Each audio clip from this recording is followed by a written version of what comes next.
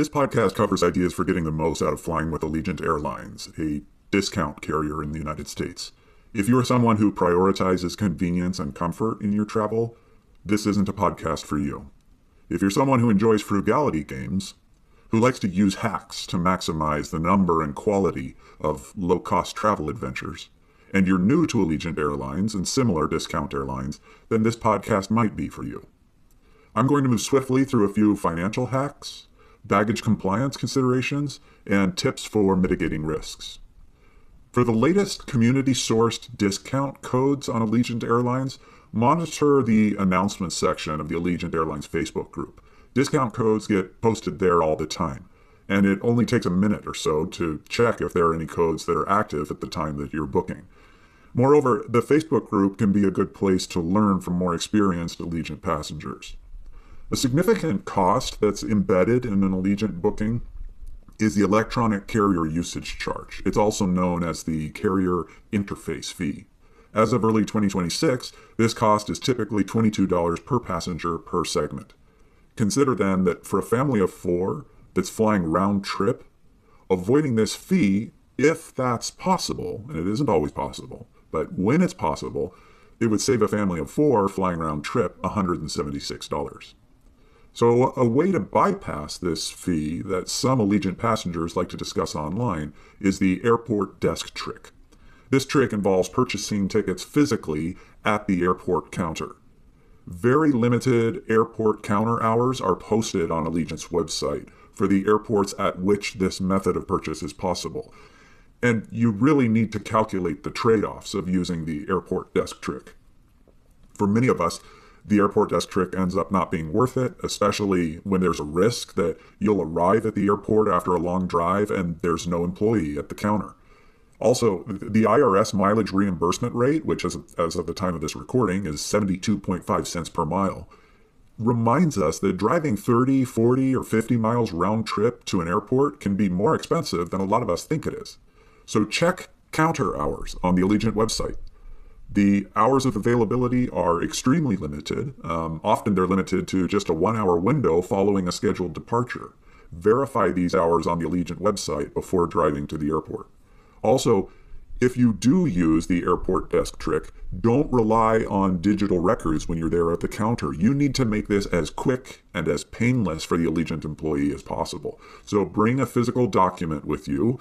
And on this piece of paper, you need to have all of the passengers' full legal names, their dates of birth, their TSA known traveler numbers, and specific flight details. There may be passengers in line behind you who have more urgent needs. And let's face it, what you're doing by buying the ticket at the counter is an annoyance.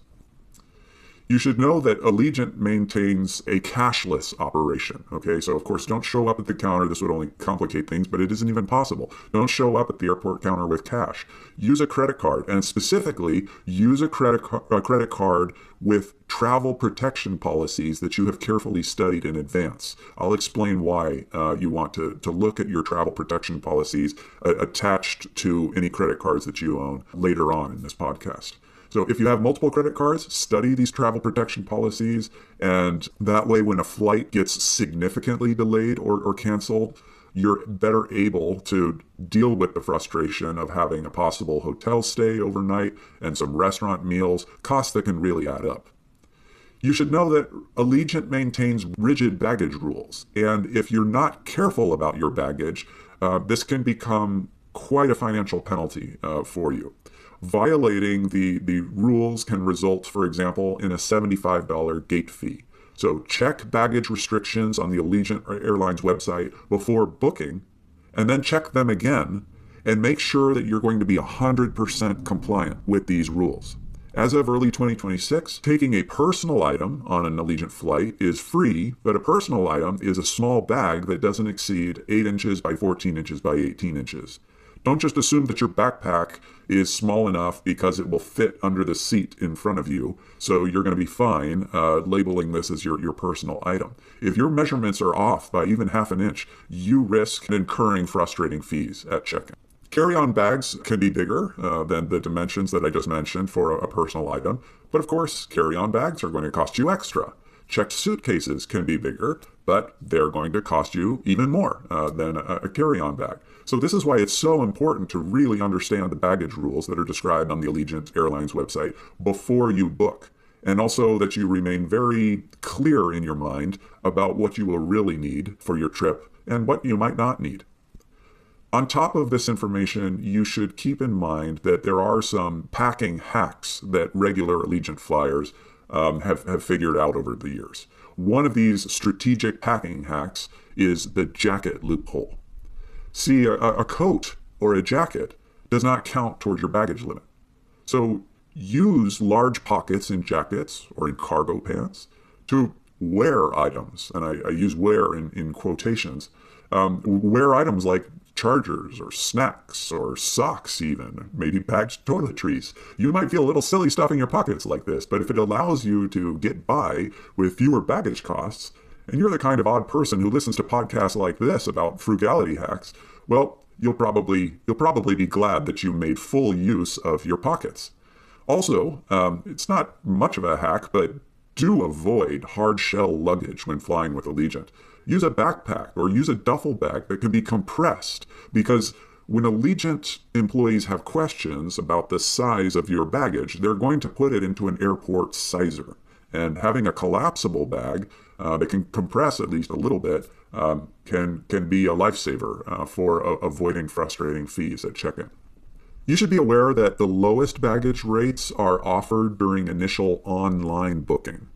So if you're using the airport desk trick, don't pay for your bags during that initial booking at the airport. Instead, book your tickets at the airport if you're using that trick, and then drive home and log into the Allegiant app or the Allegiant website immediately afterwards, so you don't forget, and add bags at the pre-boarding rate. This ends up being significantly cheaper than paying for your bags at the airport right before boarding. And to really maximize your savings, then you might have to do this dual process of using the airport desk trick to get your tickets, but then using the website to add your bags. Okay, let's turn our attention now to risk management, because a significantly delayed or canceled flight can be ultra frustrating no matter what airline you're flying with, but it can pose especially difficult situations when you're flying a discount airline. Allegiant uses a daisy chain flight rotation. What that means is that an aircraft can move through multiple cities in a single day. So that means a morning delay in one city can create a ripple effect for every subsequent flight during that day. And Allegiant is able to offer you these great prices that you see because they keep their operational expenses very low. This means they don't just have extra planes sitting around in case there's a problem. So you really want to be thoughtful about mitigating the risk of delay or cancellation. And one way that you can mitigate that risk is do everything you can to book flights early in the day. Avoid late afternoon or evening flights if you can. If you experience a significant delay, you may be glad that you paid for your flight with a credit card that has strong travel protection policies. So I'm bringing up this strategy one more time.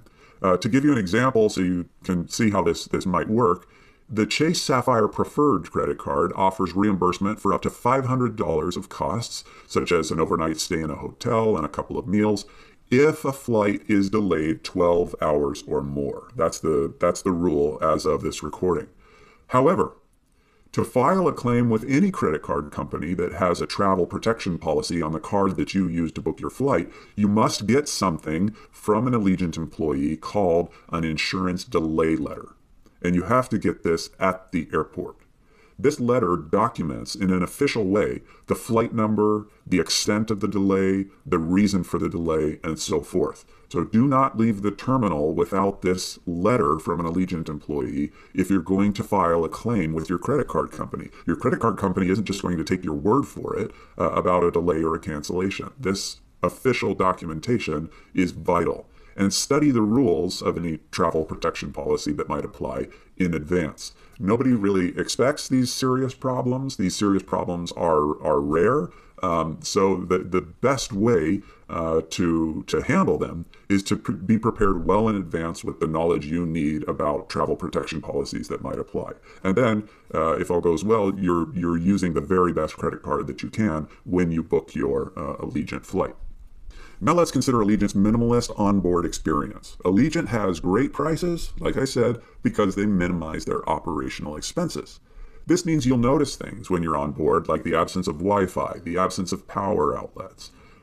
You can prepare for these inconveniences, if that's what they are to you, in advance. Bring the right gear that complies with TSA rules. Have your devices fully charged in advance.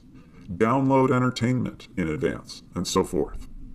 You should also know that Allegiant utilizes slimline seats like a lot of discount airlines do. So to improve ergonomics on longer flights, consider using an inflatable lumbar pillow or seat cushion. Some frequent Allegiant passengers think these can make a tremendous difference. These inflatable cushions are inexpensive, they collapse down to a very small size if you get the right product, and they compensate for the lack of padding on a slimline seat. I don't think they're necessary for shorter flights, especially if you remember to stand up and move a few times when it's safe to do so in the middle of the flight. But inflatable cushions can be worthwhile if you take long flights in economy class fairly often. And if you don't want to buy something new, well, remember all the advantages of bringing a jacket. The right jacket not only gives you pockets to fill, but it also provides you with extra padding or back support at your seat. Regarding seat assignments, if you want an assigned seat on Allegiant Airlines, you're going to have to pay a fee. If you want to skip that fee, in other words, if you want to let Allegiant assign you your seat, but you prefer not to be in the back of the plane, experienced Allegiant passengers recommend a specific check-in strategy. Don't check into your flight as soon as the check-in window opens. Instead, wait just a few hours after the check-in window opens, because what experienced Allegiant passengers have noticed is that Allegiant seems to fill the plane from back to front. Now, this might make you think that you might want to check in right before leaving for the airport. In other words, toward the very end of the check-in window. But that can be risky. So aiming for the middle of the check-in window, not right away and not too late, that might be best to avoid a seat in the very back of the plane and to also avoid any risks from checking in very late.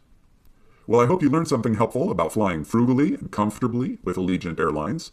Feel free to leave corrections, caveats, additional tips in the comments section of this video. Thanks for listening.